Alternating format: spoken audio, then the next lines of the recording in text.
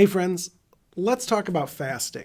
Now, when this video releases, Lent is kicking off tomorrow with Ash Wednesday, but honestly, this is the type of practice that can be helpful anytime. Now, in Matthew chapter 6, verse 16, Jesus teaches on fasting, and he says, when you fast. Now, I'm not even going to look at the rest of the passage. You can go read about it. It's fascinating, but I think in and of itself, this little line, when you fast, not if you fast, but when. It's like Jesus takes it for granted that fasting is a part of our life and our walk with him. Now, I also want to sort of clarify right up front that fasting is not something we do to get God's attention or to earn something from God. God isn't a vending machine, with fasting being like the token that we put in to get what we want in return.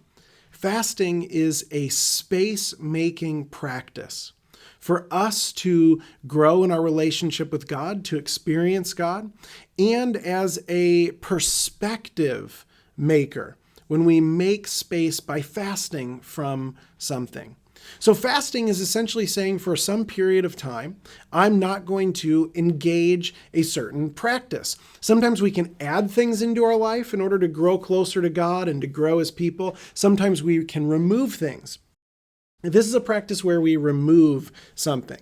Now, commonly it is food, right? We're going to fast from a certain food type or group for Lent, for example. Again, not to earn something, not because we have to fast from that specific thing, but as a helpful practice.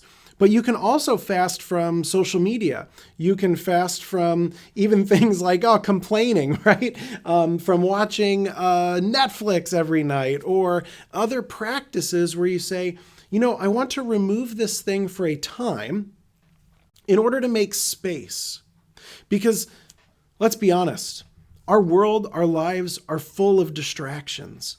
And this is why fasting on level number 1 can help us to experience God more. Because God's voice in our lives is that still small whisper. But with all the stuff going on, we can sometimes feel like, is God really speaking? Is God really present? Can I really experience God? And sometimes I think all the noise in our lives blocks it out. So fasting is a practice where we say, I'm going to remove something for a time and use that space to listen for God's voice and to pay a little bit more attention. So it's not even saying the thing that you're fasting from is bad necessarily. It is to say, though, that I need a little extra space right now to listen, to feel.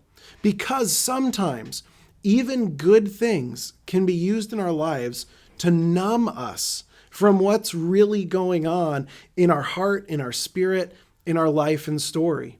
And so when we can remove that for a time, for a day, a week, a month, 40 days, for a season, whatever it may be, it can help us really sort of enter into what we're feeling. And this can sometimes be the reason I think we push back against fasting. Because it isn't just the removal of that thing, but it's what comes up. We start to realize, wow, I was watching a lot of TV because when I didn't want to deal with this uncomfortable feeling that was coming up. And by the way, that might be God bringing that up to say, we need to work through this. Maybe we need to grieve something.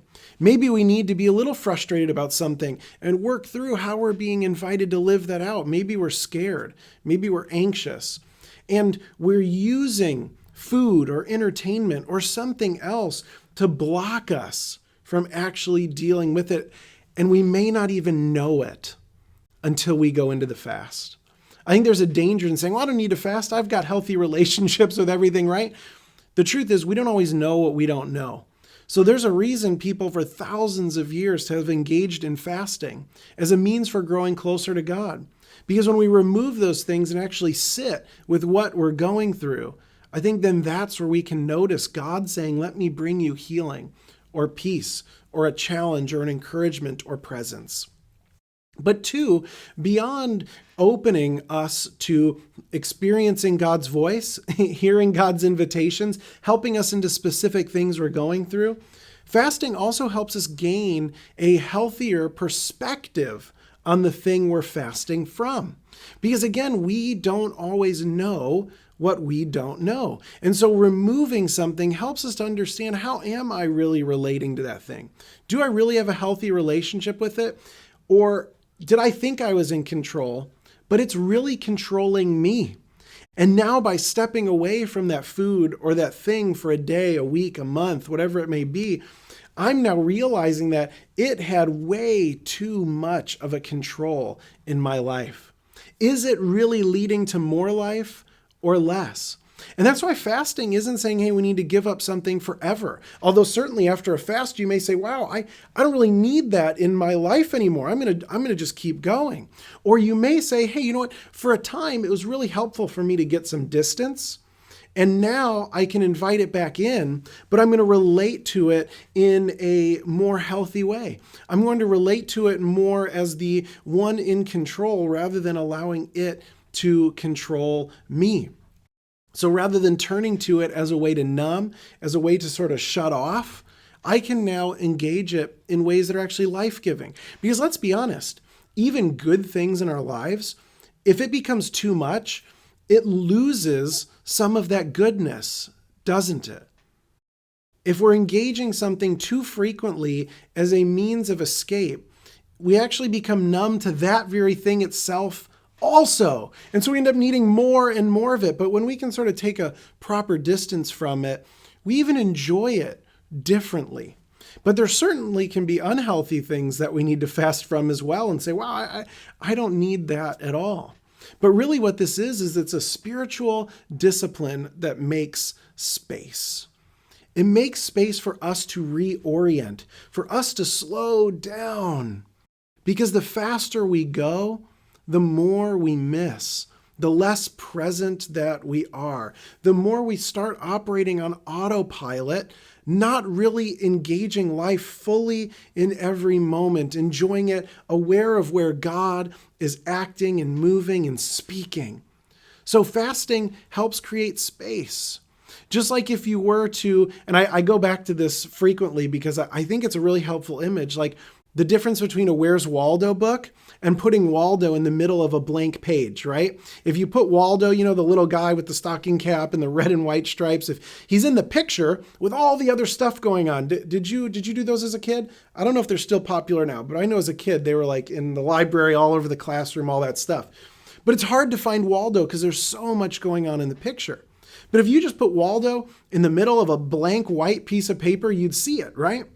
That's sort of what this practice does. It removes some of that other stuff for us to really see what's there. What am I really going through? How is God trying to communicate? Where is God moving? It's a space maker. God already loves us. God already hears us and sees us. Really, the question is, are we listening? Are we aware? Or are we just reacting all the time?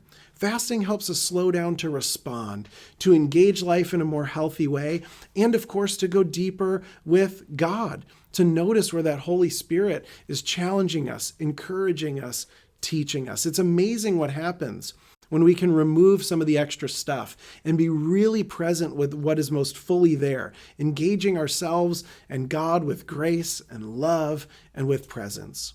So maybe try giving fasting a start. If you're listening to this during Lent, maybe do it for Lent or a different thing each week of Lent. If it's not Lent, maybe start with 24 hours, a week, a month, whatever it may be, and just look at different things in your life and say, hey, can I remove this healthily and safely for a time?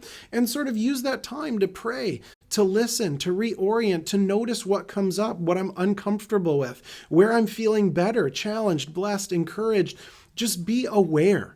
Spend some time with God and see how fasting can be a blessing. So friends, thanks for joining me here today. Share this with someone that may find it helpful. Leave a comment with what fasting has meant to you, toward what you may try fasting from and see what comes up. Of course, if you enjoyed it, subscribe to the channel. Would love for you to engage the other videos that come up. So thanks again, friends, for being with me here today. Grace and peace be with you.